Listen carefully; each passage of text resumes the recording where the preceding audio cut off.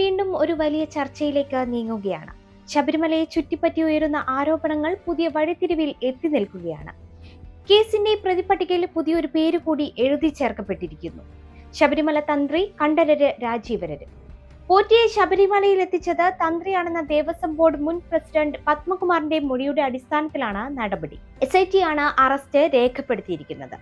ആറ്റിങ്ങലിലെ രഹസ്യ കേന്ദ്രത്തിലെത്തിച്ച് ചോദ്യം ചെയ്ത ശേഷമാണ് അറസ്റ്റ് രേഖപ്പെടുത്തിയത്. സ്വർണ്ണക്കൊള്ള കേസിലുണ്ടായിരുന്ന ഏറ്റവും സുപ്രധാനമായ അറസ്റ്റാണിത്. ഇതോടെ ശബരിമല സ്വർണ്ണക്കൊള്ളക്കേസിൽ അറസ്റ്റിലായ ആളുകളുടെ എണ്ണം 11 ഉയർന്നു.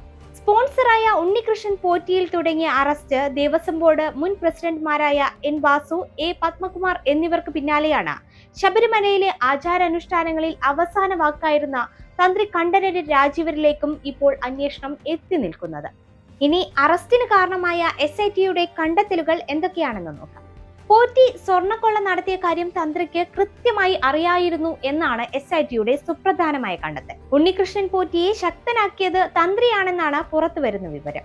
പോറ്റിയെ ശബരിമലയിൽ എത്തിച്ചതിൽ മുഖ്യ പങ്ക് കണ്ഠരര് രാജീവർക്കാണെന്നാണ് അന്വേഷണത്തിൽ വ്യക്തമായത്.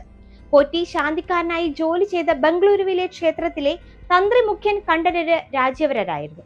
ഈ ബന്ധമാണ് പോറ്റിയെ ശബരിമലയിൽ കീഴ്ശാന്തിയുടെ പരികർമ്മിയായി നിയമിക്കാൻ കാരണമായത്. വിവിധ ഭാഷകൾ അറിയാവുന്ന പോറ്റി ശബരിമലയിലെത്തിയ ഇതര സംസ്ഥാനങ്ങളിൽ നിന്ന് വരുന്ന ധനികരെ തന്ത്രിക്ക് പരിചയപ്പെടുത്തി കൊടുത്തു. എന്നാൽ ഒരു ഘട്ടത്തിൽ ആരോപണ വിധേയനായി പോറ്റി ശബരിമലയിൽ നിന്ന് പോയെങ്കിലും തന്ത്രിയുടെ ഇടപെടലിലൂടെ അദ്ദേഹം സ്പോൺസർ എന്ന കൂടുതൽ സ്വാധീനമുള്ള സ്ഥാനത്തേക്ക് തിരിച്ചെത്തി. ശബരിമലയിൽ തന്ത്രിയുടെ വാക്കിന് വലിയ വിലയുണ്ടെന്നതാണ് അതിന്റെ പ്രധാന കാരണം. 2019 ശബരിമലയിൽ നടന്ന സ്വർണം പൂശൽ പ്രവർത്തികളിൽ കിലോ കണക്കിന് സ്വർണം ദുരുപയോഗം ചെയ്യപ്പെട്ടതായി ഹൈക്കോടതിയുടെ മേൽനോട്ടത്തിൽ നടന്ന അന്വേഷണത്തിൽ കണ്ടെത്തിയിരുന്നു. ദ്വാരപാലക വിഗ്രഹങ്ങളുടെ ശ്രീകോവിൽ വാതിൽ ഫ്രെയിമുകളുടെ സ്വർണം പൂശാൻ ശുപാർശ ചെയ്തത് കണ്ഠരര് രാജീവരായിരുന്നു. ദേവസ്വം ബോർഡ് ഈ പ്രവർത്തികൾക്കായി അനുമതി തേടിയപ്പോൾ തന്ത്രി പദവി ഉപയോഗിച്ച് അദ്ദേഹം അത് വേഗത്തിൽ അംഗീകരിച്ചു നൽകി. സ്വർണം പൂശിയ ചെമ്പു ഫലകങ്ങൾ കേവലം ചെമ്പു ഫലകങ്ങൾ എന്ന് മാത്രം രേഖകളിൽ കാണിച്ചതിലൂടെ അത് വലിയൊരു സാമ്പത്തിക ലാഭമുണ്ടാക്കാൻ പ്രതികൾക്ക് സാധിച്ചു. ഇതും SITയുടെ കണ്ടെത്തലാണ്. ഈ കേസിൽ തന്ത്രിയുടെ അറസ്റ്റ് ഗൗരവമാകുന്നത് അദ്ദേഹത്തിന്റെ പദവി കാരണമാണ്. ശബരിമലയിലെ ആചാരങ്ങൾ നിശ്ചയിക്കുന്നതും ക്ഷേത്രത്തിലെ സർവ്വ അധികാരമുള്ള താഴ്മൺ മഠത്തിലെ അംഗമാണ് തന്ത്രി.